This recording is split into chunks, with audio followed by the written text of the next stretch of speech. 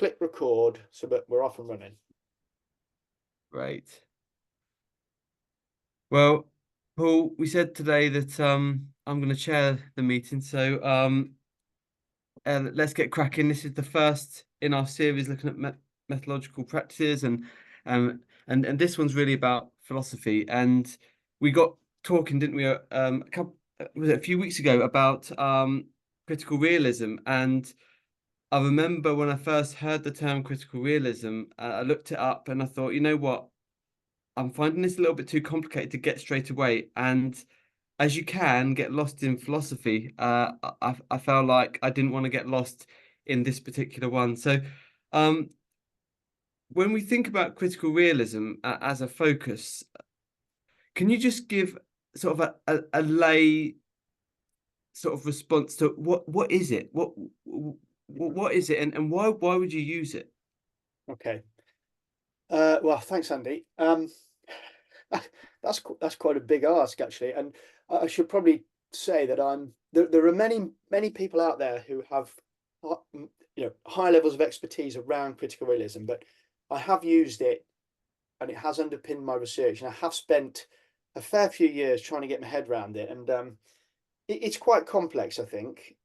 But yes, a good idea to try and simplify it a little bit at this stage. So I suppose there's two concepts that sit within the philosophy that really help me in my work, and trying to get my work to come from the theoretical space to a place where it's useful for people in the real world, for applied practitioners. So the first idea is that is around truth and how critical realism looks at truth. And so if we come at things from this perspective, we recognize that there is such a thing as a truth, but that truth is fallible. So it's not an absolute truth.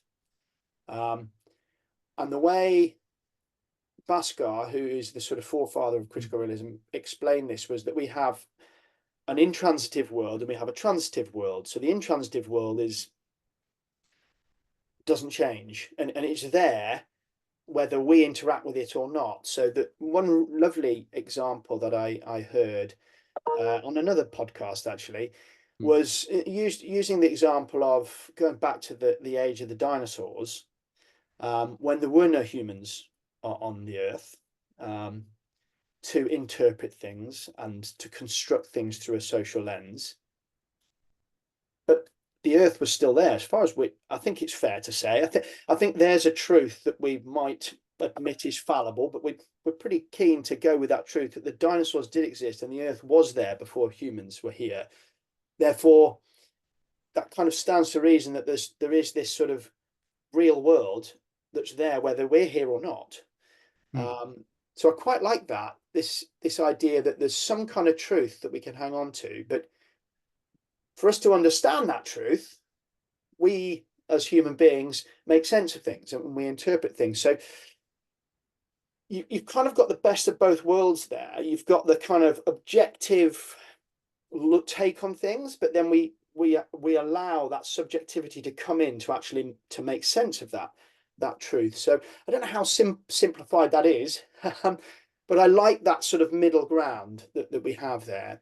And then the second concept that really has helped me is that critical realism encourages us to look at things in the real world in a sort of layered way. So it encourages us to look at things with real depth.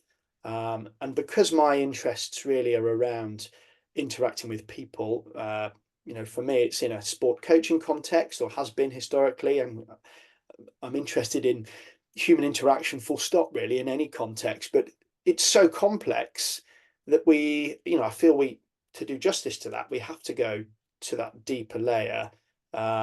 Critical realism really facilitates that, or has really helped me to understand that. So there's two concepts that we could probably unpick a little bit more, but yeah, I don't know whether that helps. That does help, and there's a couple of things that I'd like to follow up on. So first of all, when we talk about philosophies and we talk about middle grounds, just for any listener out there, we're talking about from realists, the external reality exists. Maybe you're a quantitative researcher out there. You use stats from a sample to a population, and you're finding out that the truth, which represented often by a number from a scale or something like that. So that's an extreme, and then maybe the other extreme is actually everyone's view is unique. It can't be replicated. It's fashioned by their history, their culture, and therefore it's expressed in this unique way that you want to honor. So you've got these two from a realist to a relativist position. And when you say middle ground, just for the readers, what you mean is something that actually understands that there's an external reality, but actually there's individual interpretations of that. And obviously you talked about constructivist sort of thinking as well, which is about this idea that actually through interactions we come to a shared knowledge of what's happening. So just to go over those terms, and they're difficult terms because we're starting to talk about, and I think we can easily do this in a podcast, dropping these isms and ologies, which suddenly I think when you're starting off here, you get confused with very quickly. So I think I just wanted to put that out for the listener. And then the other thing you talked about is this sort of idea of layering, and I think that's really nice. And I think when you spoke to me a few weeks ago, you made it clear why critical realism is so valuable to me. And I think I know it sounds stupid. I missed it because I dismissed it before. So I. One of the things as an editor I always see out there, if someone mentions critical realism, my first thought is, Roy Bhaskar, and have you got the real, the actual, and the empirical? But I never wanted to touch that, but I knew it was sort of a thing. So can you just help the reader or the listener understand what uh, that means? What does it mean to get the real, the actual, and the empirical out of data? Okay, yeah.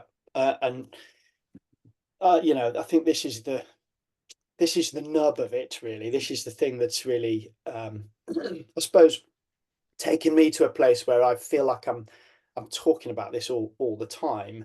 Um, so yeah, the three layers. If we start with the layer of the empirical, so the layer of the empirical is what we experience. Okay, and if you think about research that's been done into coaching, teaching, a lot of that research is done through observation. So the researcher will go into the field and observe the practitioner and then make interpretations. They might use a model, they might do it systematically, a systematic observation. But that's very much conducting things at the layer of the empirical. It's what we see. It's kind of out there, it's above the surface. The old iceberg diagram, Yeah. so it's the bit that pokes above the surface, but we know under the sea there's a huge chunk of iceberg. If we go to the deepest layer, I'll come to the middle layer in a minute. So the empirical is the sort of top level. The Lovely. deepest layer is the layer of the real. Bhaskar terms it the layer of the real. And this is where fundamentally critical realism is interested in what he talks about as causal mechanisms. Okay, so this is the deep-rooted stuff that has the potential, and that I think that's a really important word. It has the potential to make things happen. Okay, at the middle layer, at the layer of the actual. So, Yeah. so causal mechanisms that could trigger something to actually happen, that we then may or may not experience at the layer of the empirical. Okay, so one sort of worked example, if you like, that I found quite helpful when I was reading around this in the sort of early days of trying to get my head around it was, if you think of a light switch, and then you think about what's happening at those three layers with the light switch. So deep in the system, you've got a whole load of wires. Okay, and I'm no electrician, I'm no scientist, so I don't quite understand how it works, but I know there's a load of wires in there, and there might be a power source, that there's being ready to be connected, and there's switches and stuff, and that's sort of behind the wall. You can't see it, so you don't really experience that mechanism, but that mechanism's there, and it's got the potential to cause light. Okay, so at the layer of the real, you've got those elements. You've got the wire and the switches. When we click the switch, okay, we then create light, which we experience at the layer of the empirical. So from a research perspective, are we just interested in the light, or are we interested in what causes the light? So, when I was looking at coaches and trying to understand what do really high performing coaches do, how do they behave, I started off looking at their behaviors and observing their behaviors, as I explained before. And I became really frustrated with that, because it was just such an ever-changing picture, and I could never get to a place where any pre-existing model or model that I tried to create captured all those behaviors, because they're so context dependent. So it always depends. That's where we come back to that sort of when you were talking about those two ends of the spectrum, we come away from the absolute truth and we go back to that very relativist space. Mm. So I got frustrated with that. So I was thinking, well, that's really where I stumbled across critical realism when I was trying to go a bit deeper with this and go, well, what causes those behaviors? What's happening at the layer of the real? And that's where I was asking myself, well, there must be some kind of intention that is in the coach's head before they behave, a bit like the wires in the switch. So what's there and what clicks the switch? So what's at the layer of the real? What's there? That's probably a value or an intention. What triggers that at the layer of the actual? And then we see the behavior that athletes do or don't like, and coaches feel comfortable with or they don't, and the parents watching, they like it or they don't. We see so much reaction to those behaviors, so much reaction in sport, where we don't really understand what's triggered that. So I became really interested in trying to work at the layer of the real, to understand what were your intentions behind that behavior, what values drove that behavior. So that's really how I see those three layers and how I've applied it to my world. But I think it can be applied to most worlds.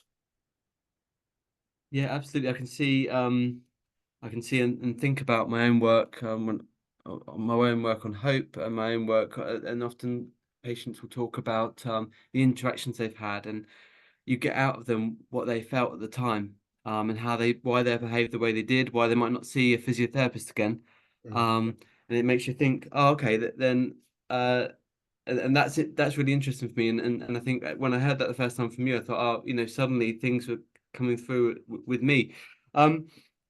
So in terms of one of the things you mentioned, what is it? A few questions. It was. Give me a second, Paul. I just need to had a thought about. If it doesn't come to you, there's something I'm happy to backtrack on. But I'll give you give you a minute. Thank you. Yeah. So I think the thing that I wanted to consider is obviously on one level, when I've done subtle realist type work, which I'm doing less of these days, and I think the standard qualitative piece of work is themes, isn't it? You get a set of themes and you put them out, you break it up, and then you saturate them. We need a whole session on that, by the way. And then like another bit of work that I really like is sort of grounded theory, creating models and processes. And I feel like this feels like somewhere in between those. And I guess my question was, how does what you're saying with these layers, does that translate to a set of themes? And how do you work in mechanisms alongside ideas? Does that make sense? Just trying to break it down in terms of like, well, you've got this sort of these different layers. So how does that translate? I guess is my question too. The results section. So yeah, And the analysis that we do, how do we go through the analysis, I yeah. I guess. mean, I think that'd be really useful for a listener to understand. And this, again, I find this challenging, but I mean, thematic analysis is definitely something that sits comfortably within critical realism. Yeah. But I don't think that's the only way to go about it. So if we look at sort of inductive and deductive ways of analyzing data, critical realism actually talks about retroductive analysis. Okay. Okay. And when I come across that term, I almost always have to go and look it up again to see what it means. But if my memory serves me, retroductive analysis is where you are attributing a sort of causal reason. You're looking for a causation. okay, between what you're seeing and some kind of outcome. All right. So in my research, we've got a highly effective person-centered coach, and we're trying to look at the data and go, well, I think this is what causes it. This is at the layer of the real. I'm going to say that this is the thing that causes it. And this is where we come back to that middle ground between the relativism and the realism. Now, interestingly, I'm going to go slightly off on a tangent here, but I'll bring it back to your question of analysis. So interesting that middle ground. I think there was an academic called John Grix who I think was at Birmingham for a while. Yeah, no, John, yeah. Yeah, I'm disappointed to have arrived at Birmingham after he'd left because I've Yeah. really enjoyed reading his work. But he talked about that middle ground as being, he called it the epistemic border between relativism and realism. And he talked about there being a soft realism and a hard relativism. So we have that kind of middle ground. And I think that when we attribute causation through our analysis and we make a claim, we say, look, I think the cause. So if I go back to my research, what's causing this person-centered behavior? One of the elements is that the coach at the layer of the real has a value, a deep-seated value that where they are other-centered in their practice. So I'm going to retroductively analyze the data and I come up with that causation. Okay, so how we arrive at that place, thematic analysis. So we're looking at the qualitative data to see what the themes are. So there are lots of participants saying the same thing, but I think there's also room here for certainly in my work, I was very comfortable in the context that I was researching and had spent a long part of my career in that environment. So I was afforded I suppose, a privileged, subjective view of that world that helped to make sense of what I was observing. So observation, although that we might have allocated observation to the layer of the empirical, my observations and my interpretations, as far as critical realism is concerned, are valid in that analytical process. Critical realism would say document review. Let's look at the documentation that we have around this. Let's look at the theories that are out there and the literature that is relevant. And drawing on existing theory as well is part of that retroductive process. So, when I was analyzing all this qualitative data that I had video footage, I had interviews stimulated by the videos, I had my observations, I had the reflections of the people involved in the study, but I also drew on literature that felt really relevant. Okay, so on one hand, I had behaviors and thoughts around person-centeredness, but then I was reading the literature around humility because there seemed to be so much synergy there, and I drew upon that literature as part of the analytical process, and the writings around critical realism and data analysis and retroductive analysis talks about doing that. So it's quite multifaceted, I suppose, that retroductive process. And I think really clear, we have to be really clear that in making those claims around causation, we are wedded to that fallible truth. Okay, so this is, and there's a really nice phrase that you see quite often in critical realist writing where they talk about this is our best version of the truth at this moment. This is our best version. We've done some rigorous research, we've got some real logic to make these links, and for now this is where we are, and we think this will be helpful, especially to apply practitioners. This is a helpful place that may change. It needs to be critiqued. Really nice, So that's my understanding of retroductive analysis, which again I'm sure could be challenged. It brought up a few things for me. So we've obviously, when I think about grounded theory, when I think about social constructed grounded theory, that is, when I think about forms of phenomenology like IPA, often these approaches have specific terms, as part of the analytical process, and you have to adhere to them, and that's what makes them unique. You mentioned retroductive analysis, and what one for grounded theory is abductive reasoning. Mm. But is there any other terms in critical realism? You're like, you know what, you need to think about understanding this term. And again, I could give you terms for IPA, I could give you terms for grounded theory, and I think it can be really useful. So is there anything else you think, you know what, this is an important term to understand, this is an important term that you'll use that will be Mm. part of it? Or is that the major one? Um, I think retroductive analysis would probably be the second stage, Right. when you Okay. really get into this. Um, so I've talked about the layering. So critical realism refers to the layering as a stratified ontology, okay, Yeah. which I think is terminology that could put a lot of people off.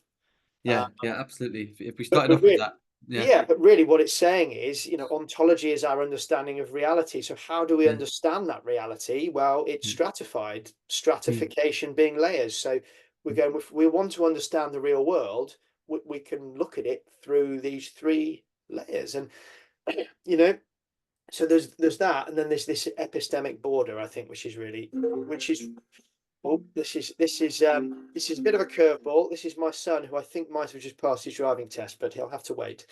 Um, Otherwise, I'm sure he wouldn't be phoning me to tell me he'd failed. So there we go, hot off the press. Um, where was I? Yes, this epistemic border, where I think one of the reasons we wanted to record these conversations, Andy, was because we're interested in not just in methodologies and research mm, philosophy and what have you, but I think, correct me if I'm wrong, but we have a shared interest in making this accessible for applied yeah. practitioners. Um, 100%.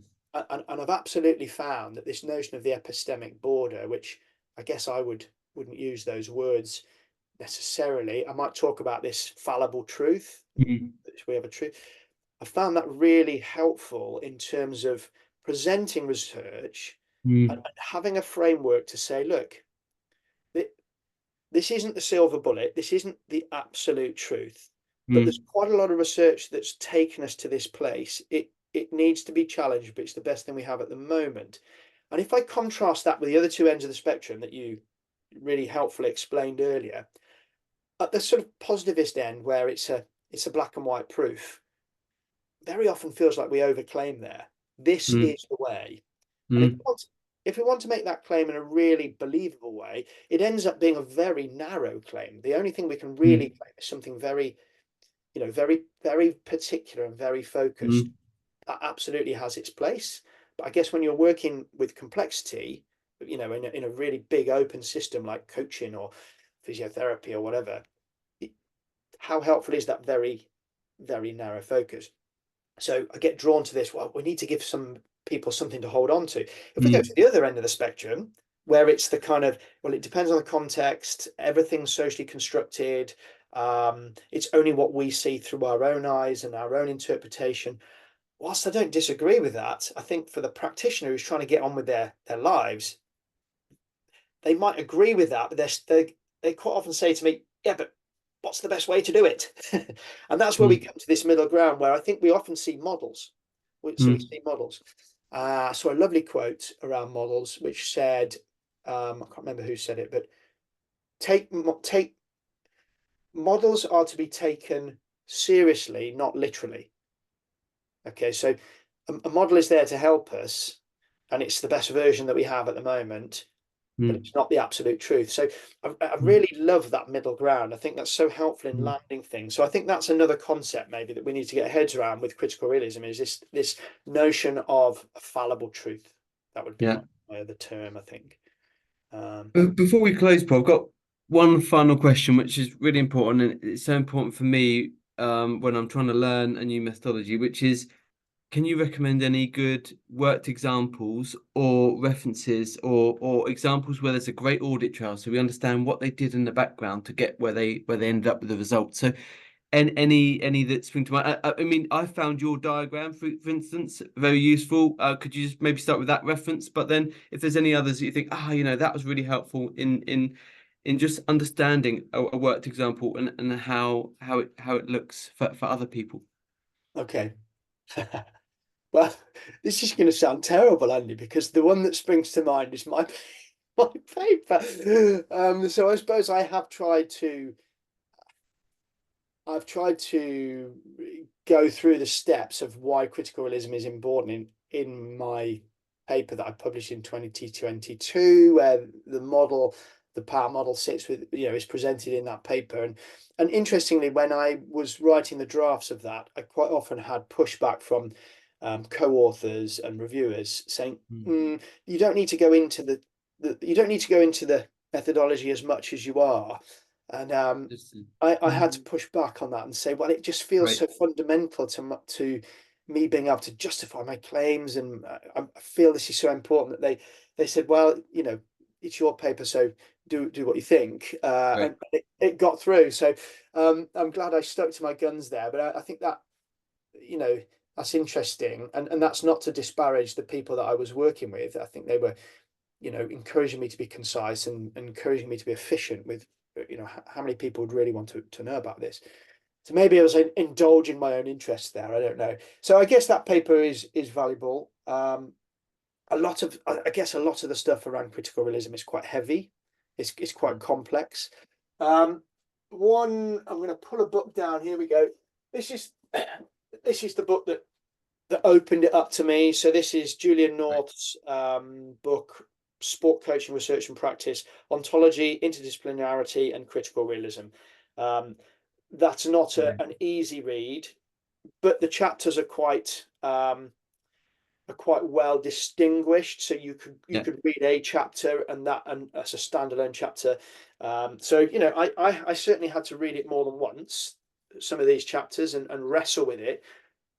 And I guess, some people will be content to listen to our conversation, and then that's brilliant. They've got an enhanced understanding. And for other people, this might inspire them to go and wrestle with it a bit more. And I think that's different people are going to come at this in different ways. But yeah, that book would be a good place to go. Yeah. Well, that's great, and I've really enjoyed listening to you again, and be inspired by critical realism again. So thanks for your time, and I'm looking forward to further conversations where we look at different topics and different philosophies. So yeah, so I guess for this time it's goodbye, and we'll see you next time, sort of thing.